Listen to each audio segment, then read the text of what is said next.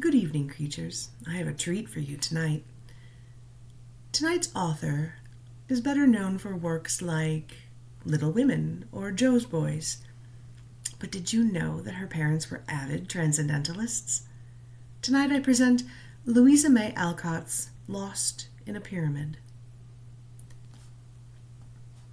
"And what are these, Paul?" asked Evelyn, opening a tarnished gold box and examining its contents curiously. "Seeds of some unknown Egyptian plant," replied Forsyth, with a sudden shadow on his dark face as he looked down at the 3 scarlet grains lying in the white hand lifted up to him. "Where did you get them?" asked the girl. "That is a weird story which will only haunt you if I tell it," said Forsyth, with an absent expression that strongly excited the girl's curiosity. "Please tell it. I like weird tales, and they never trouble me. Do tell it. Your stories are always so interesting," she cried, looking up with such a pretty blending of entreaty and command in her charming face that refusal was quite impossible. "You'll be sorry for it, and so shall I, perhaps. I warn you beforehand that harm is foretold to the possessor of those mysterious seeds," said Forsyth, smiling, even while he knit his black brows and regarded the blooming creature before him with a fond yet foreboding glance. "Tell on. I'm not afraid of these pretty atoms," she answered with an imperious nod. "To hear is to obey. Let me read the facts, and then I will begin," returned Forsyth, pacing to and fro with the far-off look of one who returns to the pages of the past. Evelyn watched him for a moment, and then returned to her work, or play rather, for the task seemed well suited to the vivacious little creature, half child, half woman. "While in Egypt," commenced Forsyth slowly, "I went one day with my guide and Professor Niles to explore the Cheops. Niles had a mania for antiquities of all sorts and forgot time, danger, and fatigue in the ardor of his pursuit. We rummaged up and down the narrow passages, half choked with dust and close air, reading inscriptions on the walls, stumbling over shattered mummy cases, or coming face to face with some shriveled specimen perched like a hobgoblin on the little shelves where the dead used to be stowed away for ages. I was desperately tired after a few hours of it, and begged the professor to return. But he was bent on exploring certain places and would not desist. We had but one guide, so I was forced to stay, but Jamal, my man, seeing how weary I was, proposed to us to rest in one of the larger passages while he went to procure another guide for Niles. We consented, and assuring us that we were perfectly safe, if we did not leave the spot, Jamal left us, promising to return speedily. The professor sat down to take notes of his researches, and stretching myself out on the soft sand, I fell asleep.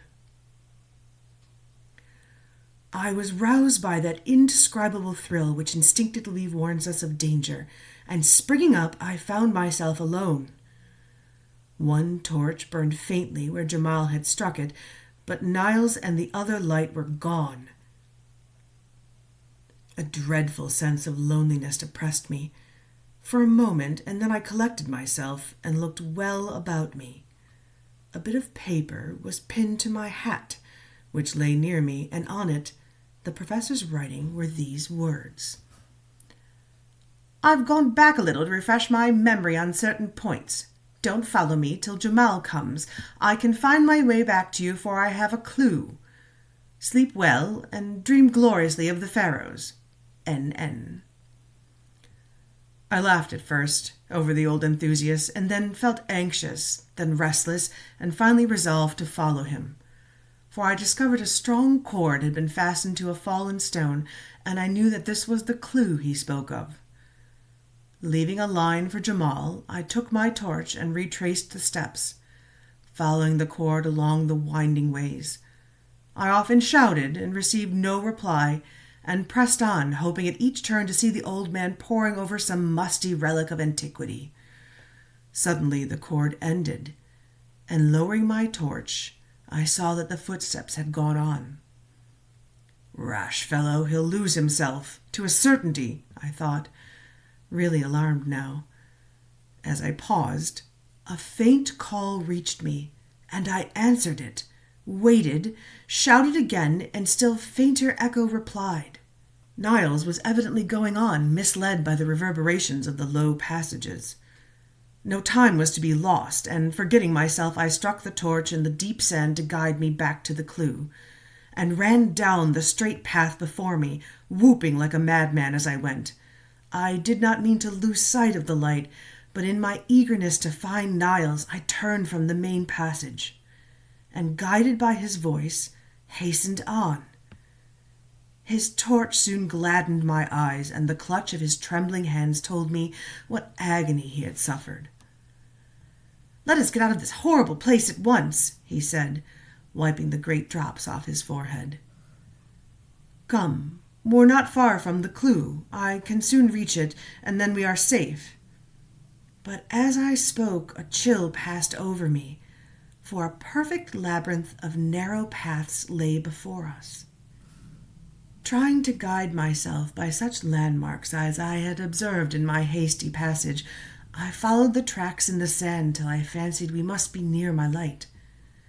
No glimmer appeared, however, and kneeling down to examine the footprints nearer, I discovered to my dismay that I had been following the wrong ones. For among those marked by deep boot heel were prints of bare feet.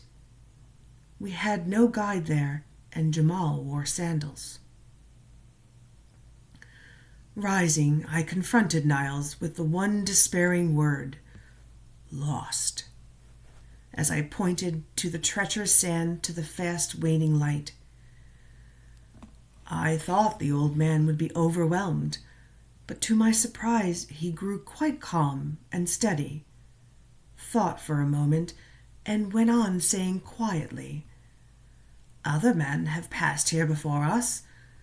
Let us follow their steps, for, if I do not greatly err, they lead towards great passages, where one's way may be easily found." On we went bravely, till a misstep threw the professor violently to the ground, with a broken leg, and nearly extinguished the torch.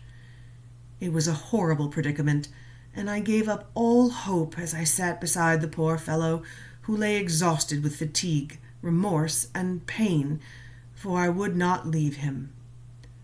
"Paul," he said suddenly, "if you will not go on, there is one more effort we can make. I remember hearing that a party, lost as we are, saved themselves by building a fire. The smoke penetrated further than sound or light, and the guide's quick wit understood the unusual mist. He followed it and rescued the party. Make a fire and trust to Jamal." "A fire without wood?" I began, but he pointed to a shelf behind me, which had escaped me in the gloom, and on it I saw a slender mummy case. I understood him, for these dry cases which lie about in hundreds are freely used as firewood. Reaching up, I pulled it down, believing it to be empty, but as it felt, it burst open, out rolled a mummy. Accustomed as I was to such sights, it startled me a little, for danger had unstrung my nerves. Laying the little brown chrysalis aside, I smashed the case, lit the pile with my torch, and soon a light cloud of smoke drifted down the 3 passages which diverged from the cell-like place where we had paused. While busied with the fire, Niles, forgetful of pain and peril, had dragged the mummy nearer and was examining it with interest of a man whose ruling passion was stronger, even in death. "Come, and help me unroll this. I've always longed to be the first to see and secure the curious treasures put away among the folds of these uncanny, winding sheets. This is a woman, and we may find something rare and precious here," he said, beginning to unfold the outer coverings from which a strange aromatic odor came. Reluctantly, I obeyed, for to me there was something sacred in the bones of this unknown woman. But to beguile the time and amuse the poor fellow, I lent a hand, wondering as I worked if this dark, ugly thing had ever been a lovely, soft-eyed Egyptian girl. From the fibrous folds of the passage dropped precious gums and spices, which half intoxicated us with their potent breath. antique coins, and a curious jewel or two, which Niles eagerly examined. All the bandages but one were cut off at last, and a small head lay bare, round which still hung great plaits of what had once been luxuriant hair. The shriveled hands were folded on the breast, and clasped in them lay that gold box. "Ah!" cried Evelyn, dropping it from her rosy palm with a shudder. "Nay, don't reject the poor little mummy's treasure. I have never quite forgiven myself for stealing it, or for burning her," said Forsyth, painting rapidly as if the recollection of the experience lent energy to his hand. "Burning her? Oh, Paul, what do you mean?" asked the girl, sitting up with a face full of excitement. "I'll tell you." While busied with Madame la Momie, our fire had burned low, for the dry case went like tinder. A faint, far-off sound made our hearts leap, and Niles cried out, "Pile on the wood! Jamal is tracking us! Don't let the smoke fail now, or we are lost!" "There is no more wood. The case was very small, and it is all gone," I answered, tearing off such of my garments as would burn readily and piling them upon the embers. Niles did the same, but the light fabrics were quickly consumed and made no smoke. "Burn that!" commanded the professor, pointing to the mummy. I hesitated a moment. Again came the faint echo of a horn. Life was dear to me. A few dry bones might save us, and I obeyed him in silence. A dull blaze sprung up, and a heavy smoke rose from the burning mummy, rolling in volumes through the low passages and threatening to suffocate us with its fragrant mist. My brain grew dizzy, the light danced before my eyes, and strange phantoms seemed to people the air. And in the act of asking Niles why he gasped and looked so pale, I lost consciousness. Evelyn drew a long breath and put away the scented toys from her lap as if their odor oppressed her. Forsyth's swarthy face was all aglow with the excitement of his story, and his black eyes glittered as he added, with a quick laugh, "That's all. Jamal found us and got us out, and we both forswore pyramids for the rest of our days." "But the box! How came you to keep it?" asked Evelyn, eyeing it askance as it lay gleaming in a streak of sunlight. "Oh, I brought it away as a souvenir, and Niles kept other trinkets." "But you said harm was foretold to the possessor of these scarlet seeds," persisted the girl, whose fancy was excited by the tale, and who fancied all was not told. "Among his spoils, Niles found a bit of parchment, which he deciphered, and this inscription said that the mummy we had so ungallantly burned was that of a famous sorceress, who bequeathed her curse to whoever should disturb her rest. I, of course, don't believe that curse has anything to do with it, but it's a fact that Niles never prospered from that day on. He says it's because he has never recovered from the fall and the fright, and I dare say it is so, but sometimes I wonder if I am to share in this curse, for I have a vein of superstition in me, and that poor little mummy haunts my dreams still." A long silence followed these words. Paul painted mechanically, and Evelyn lay regarding him with a thoughtful face. But gloomy fancies were as foreign to her nature as shadows are to noonday, and presently she laughed, a cheery laugh, saying as she took up the box again, "Why don't you plant them, and see what wondrous flower they will bear?" "I doubt they would bear anything after lying in a mummy's hand for centuries," replied Forsyth gravely. "Let me plant them and try. You know wheat has sprouted and grown from that which was taken from a mummy's coffin. Why should these pretty seeds not? I should so like to watch them grow. May I, Paul?" "No. I'd rather leave that experiment untried. I have a queer feeling about this matter, and don't want to meddle myself or let anyone I love meddle in these seeds. They may be some horrible poison or possess some evil power, for the sorceress evidently valued them, since she clutched them fast even in her tomb. Now, you are foolishly superstitious, and I laugh at you. Be generous, and give me one seed, just to learn if it will grow. See, I'll pay for it, said Evelyn, who now stood beside him and dropped a kiss upon his forehead as she made her request, with the most engaging air. But Forsyth would not yield. He smiled, and returned the embrace with a lover-like warmth, then flung the seeds into the fire and gave her back the golden box, saying tenderly, "My darling, I shall fill it with diamonds or bonbons if it please you, but I will not let you play with that witch's spells.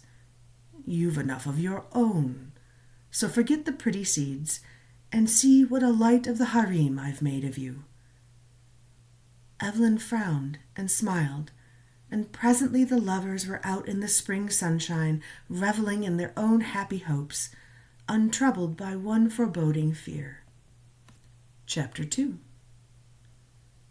"I have a little surprise for you, love," said Forsyth, as he greeted his cousin 3 months later on the morning of his wedding day. "And I have one for you," she answered, smiling faintly. "Oh, how pale you are, and how thin you've grown! All this bridal bustle is too much for you, Evelyn," he said, with a fond anxiety as he watched the strange pallor of her face and pressed the wasted little hand in his. "I am so tired," she said, and leaned her head wearily on her lover's breast. "Neither sleep nor food nor air gives me strength, and a curious mist seems to cloud my mind at times. Mamma says it is the heat, but I shiver even in the sun, while at night I burn with a great fever. Paul, dear, I am glad you are going to take me away to lead a quiet, happy life with you, but I am afraid it will be a very short one."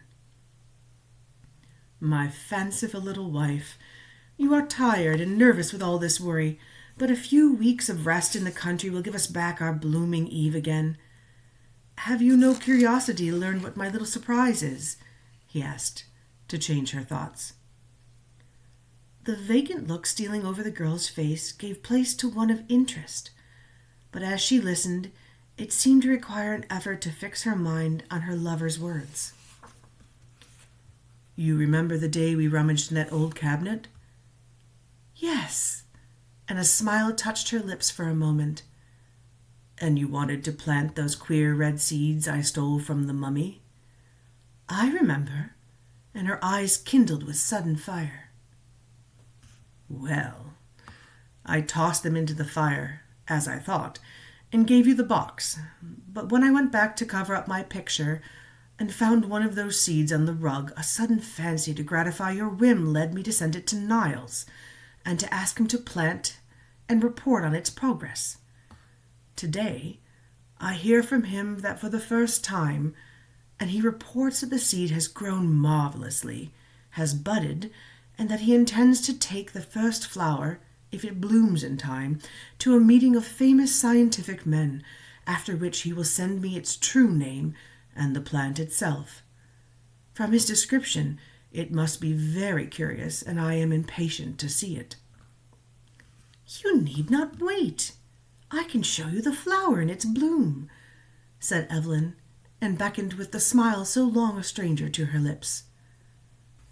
Much amazed, Forsyth followed her to her own little boudoir, and there, standing in the sunshine, was the unknown plant.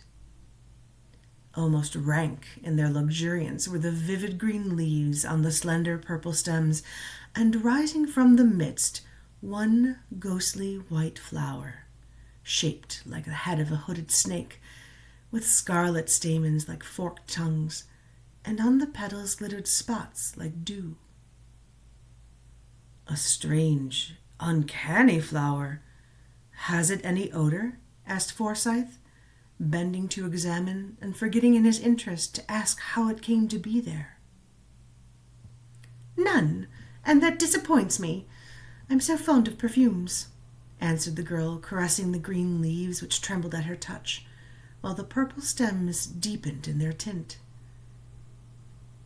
"Now, tell me about it," said Forsyth, after standing silent for several minutes. "I had been before you and secured one of the seeds, for 2 fell on the rug. I planted it under a glass in the richest soil I could find, watered it faithfully, and was amazed at the rapidity at which it grew once it appeared above the earth. I told no one, for I meant to surprise you with it, but this bud has been so long in blooming, I have had to wait. It is a good omen that it blossoms today, and is nearly white. I mean to wear it, for I've learned to love it, having it been my pet for so long." "I would not wear it, for, in spite of its innocent color, it is an evil-looking plant, with its adder's tongue and unnatural dew. Wait till Niles tells us what it is, then pet it if it is harmless. Perhaps my sorceress cherished it for some symbolic beauty. Those old Egyptians were full of fancies. It was very sly of you to turn the tables on me this way, but I forgive you, since in a few hours I shall chain this mysterious hand forever. How cold it is! Come out into the garden and get some warmth and color for tonight, my love." But when night came, no one could reproach the girl with her pallor, for she glowed like a pomegranate flower. Her eyes were full of fire, her lips scarlet, and all her old vivacity seemed to have returned. A more brilliant bride never blushed under a misty veil, and when her lover saw her, he was absolutely startled by the almost unearthly beauty which transformed the pale, languid creature of the morning into this radiant woman.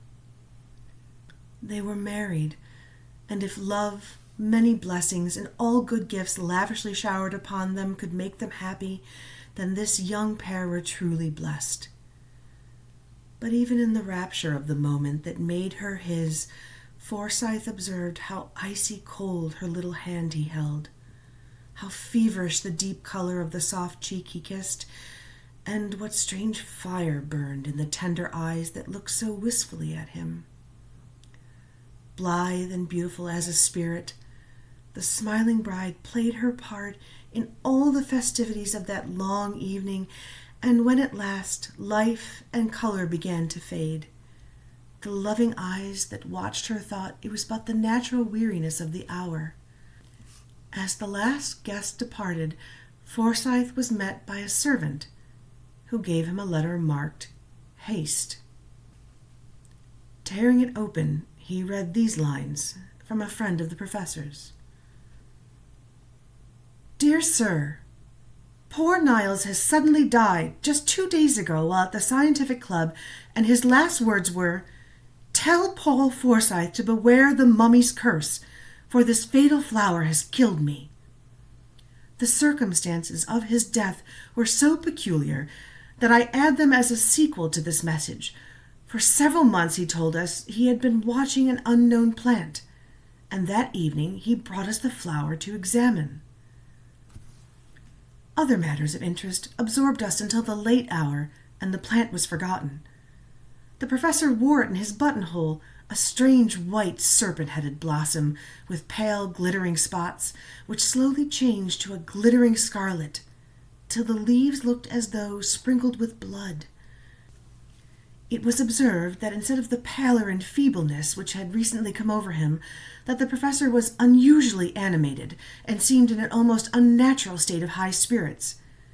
Near the close of the evening, in the midst of a lively discussion, he suddenly dropped, as if struck with some sort of seizure. He was conveyed home insensible, and after one lucid interval, in which he gave me the message I have recorded above, he died in great agony, raving of mummies, pyramids, serpents, and some fatal curse which had befallen upon him. After his death, livid scarlet spots like those on the flower appeared upon his skin, and he shriveled like a withered leaf. At my desire, the mysterious plant was examined and pronounced by the best authority to be one of the most deadly poisons known to the Egyptian sorceresses. The plant slowly absorbs the vitality of whoever cultivates it, and the blossom, worn for 2 or 3 hours, produces either madness or death. Down dropped the paper from Forsyth's hand. He read no further, but hurried back into the room where he had left his young wife. As if worn out with fatigue, she had thrown herself upon a couch and lay there motionless, her face half hidden by the light folds of her veil, which had blown over it. "Evelyn, my dearest, wake up! Wake and answer me! Do you wear that strange flower today?" whispered Forsyth, putting the misty screen away. There was no need for her to answer, for there, gleaming spectrally on her bosom, was the evil blossom, its white petals spotted with now flecks of scarlet, vivid as drops of newly spilt blood. But the unhappy bridegroom scarcely saw it, for the face above it appalled him by its utter vacancy.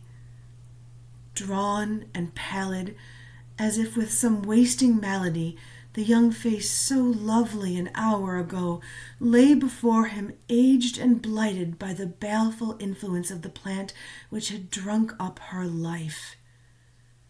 No recognition in the eyes, no word upon the lips, no motion of the hand, only the faint breath, the fluttering pulse, and the wide-opened eyes betrayed that she was alive.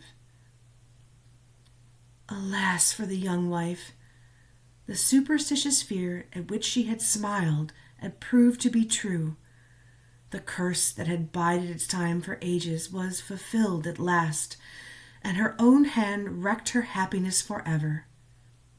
Death in life was her gloom, and for years Forsyth secluded himself to tend with pathetic devotion the pale ghost who never by word or look could thank him for the love that outlived even such a fate as this. Sleep well.